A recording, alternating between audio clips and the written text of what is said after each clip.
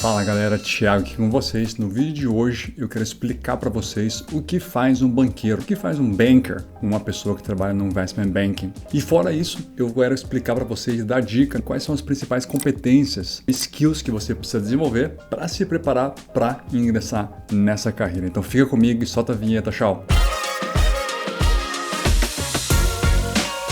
Então, você deve estar se perguntando, puxa Thiago, assisti vários filmes e até hoje não entendo o que faz um banqueiro de Wall Street. E eu quero explicar para vocês os grupos no banco de investimento e te explicar qual é o departamento ou área específica que tem esse prestígio de ser conhecido como um banker. Eu quero trazer vocês aqui para um chartzinho que eu gosto muito, que é muito fácil de você entender. Estou aqui no site do Banking Prep. É um site que tem muito conteúdo sobre o Investment Bank e eles têm uma forma muito fácil de explicar o front office, o middle office e o back office. Então, vou começar a explicar para vocês a estrutura de um banco de investimento e como geralmente eles dividem os grupos, departamentos dentro do banco de investimento. Isso aqui não vale para todos os bancos, mas assim é 99% correto. O que eu quero que vocês entendam, quanto mais perto do front office você está, mais perto do cliente você estará. Isso significa que você gera revenue, você traz receita para o teu banco. Quando você vai para o middle office e back office, você acaba se afastando do cliente e da geração de receita. Por isso que posições no front office pagam muito mais do que posições no middle office e, consequentemente, no back office. Então, já para pensar, anota aí, porque se você quer ganhar dinheiro, se você quer ter exposição com clientes e fazer esse advisory, essa consultoria financeira para os seus clientes, você tem que estar no front office. Uma vez que você entra no back office ou middle office, é muito difícil de você conseguir fazer a transição para o front office, a não ser que você faça um MBA nos Estados Unidos, Canadá e Europa, nas principais faculdades, que vão te permitir, sim, sair do back office do middle office e transicionar para o front, assim como muitos amigos fizeram e eu fiz sem nunca ter trabalhado no banco de investimento. Eu já fui direto para o front office. Então, anotaram aí, quanto mais no front, mais próximo do cliente, mais relacionado a trazer dinheiro para o banco você se envolve, mais pressão consequentemente. Outra diferença, quanto mais perto do cliente, mais pressão, você tem que trazer dinheiro para o banco, mais longas são os seus dias de trabalho e mais unpredictable, você tem menos previsão sobre a sua agenda, sobre o seu calendário das próximas 2, 3 semanas, meses, você não consegue se planejar. Por quê? Porque você está à disposição do seu cliente. Se um cliente corporativo, uma empresa gigante, multinacional, tem o estoque tradando na bolsa de valores, precisa de alguma coisa, você tem que estar disposto, não vai interessar se vai ser Natal, Ano Novo, o teu aniversário ou qualquer outra coisa. Você vai ter que estar disponível para servir esse cliente, porque bem provavelmente são coisas estratégicas, complexas e urgentes que eles precisam da sua ajuda. Então, quanto mais perto do front office, mais dinheiro você ganha, mas mais longas são as suas horas de trabalho e mais imprevisíveis elas se tornam. Você consegue planejar menos a sua vida. E quanto mais perto do middle e do back office você vai, mais tradicional ficam suas horas. Vai trabalhar ali às 8 da manhã às 5 da tarde ou 9 da manhã às 6 da tarde, horário tradicional. Muito mais previsibilidade, vai ter os finais de semana, vai conseguir tirar férias, mas você vai ser pago por isso. Vamos focar no front office para você entender. Geralmente o front office tem 4 grandes divisões dentro do banco de investimento. A primeira é a própria área que nós chamamos de Investment Banking. Muitos bancos falam a divisão de Corporate Investment Banking ou IBD Investment Banking Division ou CBD Corporate Banking Division. Cada banco tem um nome diferente, mas basicamente essa é a área chamada de Corporate Finance, a área que faz cobertura de clientes corporativos, em grande parte, e ela é dividida em 2 subgrupos. Você tem a equipe que trabalha com produtos e você tem a equipe que trabalha cobrindo determinadas indústrias. Isso aqui vale muito mais para países grandes e mercados mais desenvolvidos, assim como os Estados Unidos, porque o mercado aqui é tão grande que você tem que ter banqueiros cobrindo determinados setores da indústria e banqueiros se especializando em tipos de produto. Quando você vai para o Brasil ou mercados menores, mercado de capital menos desenvolvido, você às vezes nem tem essa distinção e um banqueiro no Brasil acaba fazendo tudo. Ele acaba sendo especialista na indústria e ainda assim ele faz vários produtos. Mas aqui nos Estados Unidos é muito normal que você especialize numa área, caso você seja um banqueiro de cobertura da indústria ou você especialize num produto. Já vou dar exemplos para vocês. Essa é a área que você será conhecido como um banker, como um banqueiro ou um investment banker. Então essa áreazinha da esquerda aqui é a área mais, digamos assim, prestigiosa de um banco de investimento e é a área que mais paga dentro do banco de investimento também. A segunda área, vocês devem conhecer, que é a área de Sales and Trading. Tem a galera de vendas e tem os traders. Então essa área aqui, você vai conhecer a pessoa como um trader ou como um vendedor, como um sales, que é muito focado em executar, vender os produtos para outros clientes e executar a venda dos produtos também. Tem uma área chamada de Asset Management. Alguns bancos mudam essa área de Asset Management para o Middle Office, nem todas têm no front, mas grande parte é front, porque você também trabalha com clientes e você faz a gestão do portfólio do dinheiro desse cliente para investir em vários tipos de ativos. Então, é uma área também de front office para grande parte dos bancos, porque está em contato com o cliente, está fazendo recomendações e está investindo o dinheiro desse cliente para aumentar o retorno dele. E por último, a quarta área é a área de research. Aqui você será um analista. Então, muitas vezes eu escuto na internet ou vejo em filmes ou no YouTube, ele é um analista,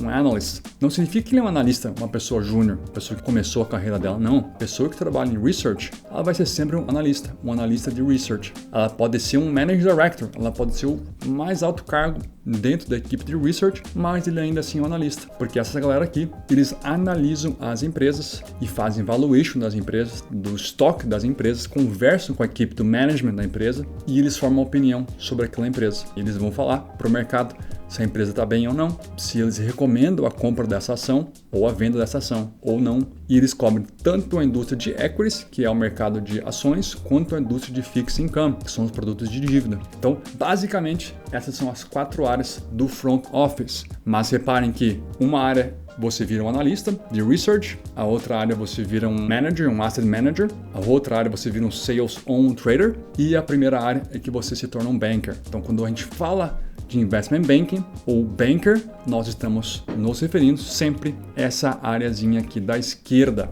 Isso é um conceito bem importante para você aprender. O middle office, a galera ali de risco, tesouraria, tem várias outras funções. Geralmente essa galera ali que tem contato com os banqueiros e vai fazer as análises de crédito, vai fazer análise de risco, vai ajudar a validar investimentos ou não. São áreas de menos contato com o cliente, mas muito mais para proteger as decisões que os banqueiros estão tomando. Vamos olhar dentro do produto. Dentro do produto, você tem a galera que foca em M&A, Mergers and Acquisitions, ou fusões e aquisições. Ele é um produto dentro do banco de investimento, porque você foca em aprender, fazer os modelos e entender o processo de uma compra e venda ou merger, fusão de duas empresas. Isso é uma área bem técnica, porque você tem que saber muito de modelagem financeira, muito de estruturar os deals, as transações, e você aprende o produto técnico, M&A, e você é agnóstico com respeito à indústria que você cobre e trabalha. Então você vai cobrir a indústria de bens de consumo, de varejo, de oil and gas, de saúde e várias coisas. Então você é agnóstico, você trabalha com várias indústrias. Mesma forma é a galera que trabalha com capital markets, com mercado de capitais. Ali dentro existem 3 grandes grupos. É a galera que trabalha em DCM,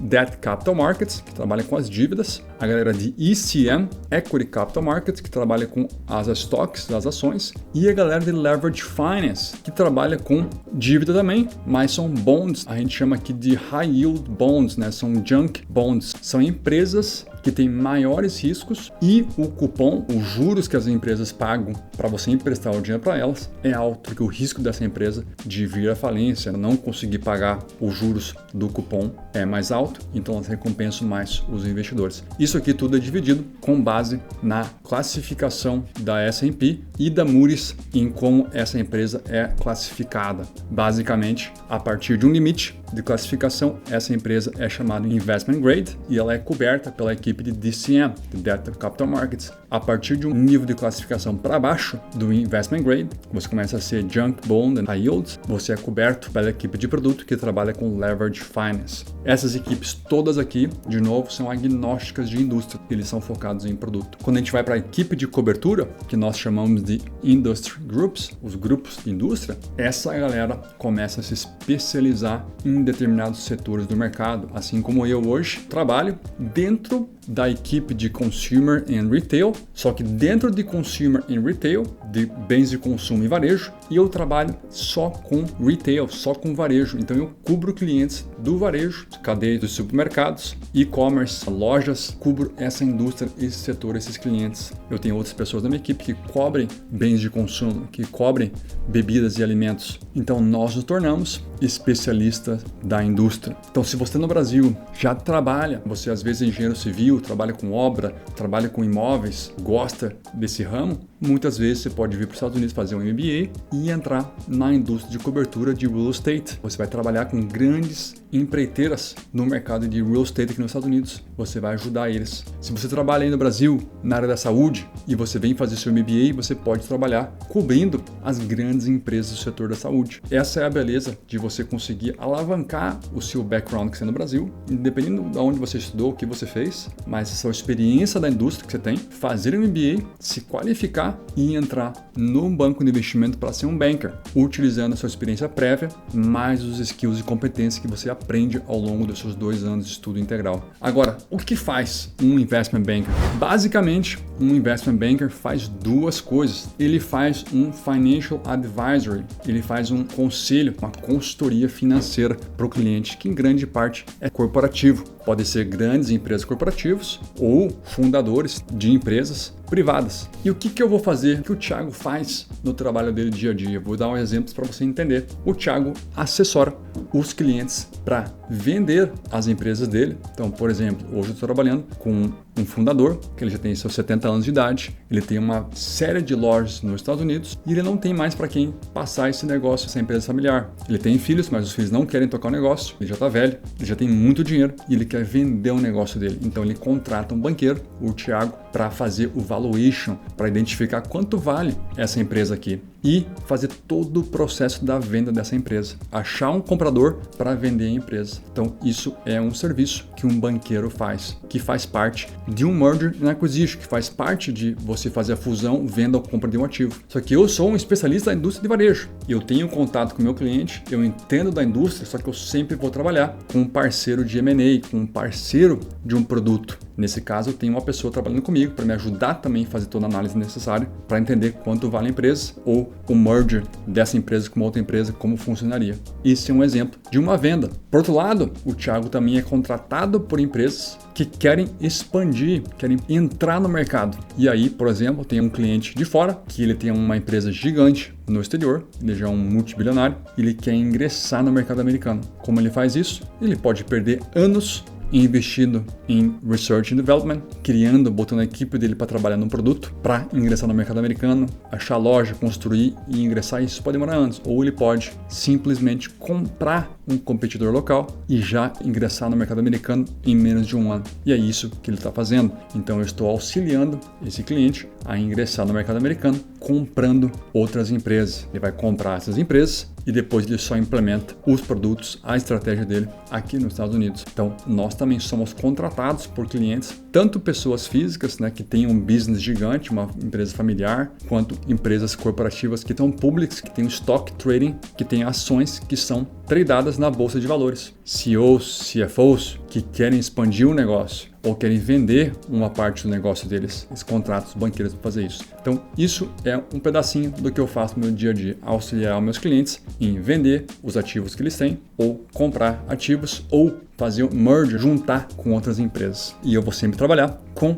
o meu parceiro de M&A, de fusões e aquisições. Outro tipo de trabalho que nós fazemos o underwriting, que é a chamada subscrição, nem sei como é que fala em português isso, mas basicamente é auxiliar os nossos clientes a levantar ou a captar dinheiro do mercado. Mas dinheiro como, Thiago? Esse cliente, ele precisa de dinheiro talvez para financiar um projeto, financiar a compra de um ativo. Ele quer esse dinheiro. Como é que ele vai fazer? Ele vem para o banco de investimento e nós vamos auxiliar esse cliente a levantar ou uma dívida ou equity, ou vender ações, vender participação da empresa dele para captar dinheiro para ele poder investir no negócio e continuar crescendo. Se nós decidimos que vale a pena levantar dinheiro, dívida, eu vou provavelmente trabalhar com a minha equipe de DCM, de Debt Capital Markets. Dependendo da qualidade da empresa, do risco da empresa, pode ser que eu trabalhe com a equipe de Leverage Finance. Depende do risco da empresa, da avaliação da empresa. E aí nós vamos estruturar essa dívida para o cliente e no mercado capturar dinheiro para esse cliente. Isso é um serviço que nós fazemos, um serviço de underwriting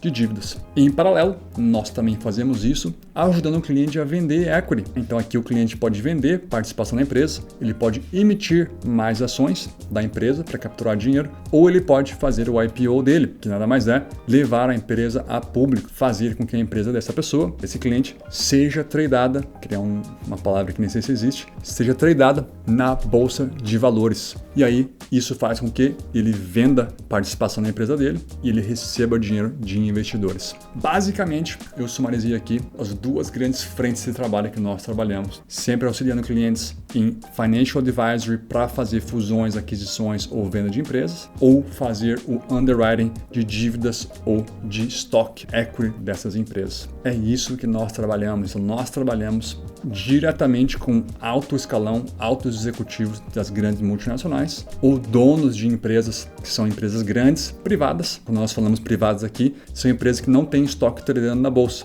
mas são family business, empresas grandes que precisam de ajuda. Então nós conectamos sempre pessoas que querem algo com alguém que tem algo. Isso é a beleza desse trabalho. Então o Investment Banker tem a visão do mercado, tem a visão do que está acontecendo na indústria e ele tem muito contato e muito relacionamento. Então eu espero que vocês tenham entendido. Deixa para mim aqui um comentário embaixo se ficou claro o que um banqueiro faz de fato em Wall Street. E eu quero agora dar para vocês aqui uma dica das competências que você tem que desenvolver ao longo da sua carreira para você chegar a ser um Managing Director, que é a última posição dentro de um Investment Bank. A primeira posição, você começa como analista e depois você vai para associado, depois você vira vice-presidente, depois você vira um Senior Vice-Presidente ou um Executive Director ou um Director, diretor, e depois você vira um Managing Director. Tem um vídeo aqui que eu conto as posições de Investment Bank, assiste lá para você entender melhor. Nas posições mais júnior de analista associado, você precisa ter competências um pouco mais técnicas, tem que saber finanças e contabilidade muito bem, você tem que entender como a finança e a contabilidade fazem parte de uma modelagem financeira, então aqui você começa a fazer modelagem financeira e mexer muito com Excel, você tem que ter uma proficiência muito boa em Excel, fazer modelagens financeiras, então você precisa entender finanças, contabilidade, você precisa entender os reportes financeiros que as empresas têm que reportar. Somado tudo isso, você precisa ser muito bom em criar PowerPoints, em fazer apresentações e, por último, você tem que conseguir ler, analisar uma quantidade absurda de dados e informações e sumarizar tudo isso no PowerPoint. Parece simples, mas não é. Uma posição muito complexa, muito desafiadora, porque você geralmente tem 3, 4, 5 projetos acontecendo ao mesmo tempo, temas diferentes, situações diferentes, porque nada se repete, não tem como duas coisas serem iguais, sempre vai existir uma diferença em cada transação, em cada projeto de trabalho. Então você precisa ler muitos documentos, analisar esses reportes, modelar, criar análises, sumarizar reportes, entender o que está acontecendo com a indústria e condensar isso e deixar isso bonito, de uma forma muito bonita e apresentável para a gente poder sentar com o cliente, apresentar e discutir. Então envolve muito essa competência mais técnica, uma competência de ler, sumarizar e, por último, mais importante, a atenção ao detalhe. Se você não tem atenção ao detalhe, grande chance que você não consiga passar dessas carreiras aqui, porque senão você começa a errar, você começa a cometer erro, teus superiores, o associado mais sênior e teu VP vão pegar esses erros e conforme você vai errando com muita frequência, você vai receber feedback e você não vai conseguir subir. Então, atenção ao detalhe é muito importante nessas carreiras mais júnior. Conforme você vai transicionando do associado mais sênior para o vice-presidente, você já começa a fazer um papel de quarterback, aquela pessoa que tenta defender o analista e o associado mais júnior para ter certeza que tudo está sendo feito certo, tudo está tinindo e tudo faz sentido e não existe erro nas apresentações. Isso geralmente é um associado mais sênior. Na posição de vice-presidente, você já começa a gerenciar equipes. Você vai ter vários projetos com várias equipes diferentes acontecendo ao mesmo tempo. Então aqui você deixa de fazer o PowerPoint e o Excel e você começa a gerenciar a equipe, dando direcional para ela de que tipo de análise você precisa fazer, que tipo de sumarização da indústria ou do problema você precisa fazer. Então aqui você começa a ter muito mais papel em criar a narrativa dos materiais e conversar e ter um pouco mais de contato com os clientes.